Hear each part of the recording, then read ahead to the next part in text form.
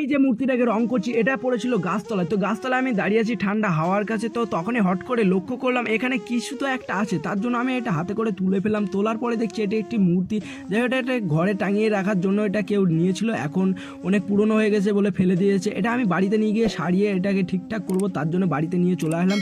আর বাড়িতে নিয়ে আসার পরে জলে চুবিয়ে রাখলাম, কিছুক্ষণ পরে এটা রংটা সব যা ছিল সব উঠে গেল। আর এখন দেখো কত সুন্দর লাগছে। আর এটার ওপরে ছিল গোল্ডেন কালার, তার জন্য আমি গোল্ডেন কালারই করব, তার জন্য একটু গোল্ডেন কালার আর সিলভার কালার নিয়ে নিলাম একটু থালের ওপরে।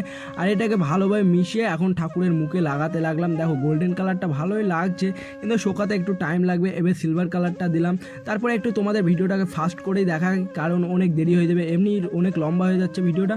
এবারটা চোখটা ভালোভাবে ফোটালাম, কারণ চোখ ফোটাতে আমি অত ভালোভাবে পারি না। দেখো কেমন হয়েছে তোমরা একটু কমেন্টে জানাও।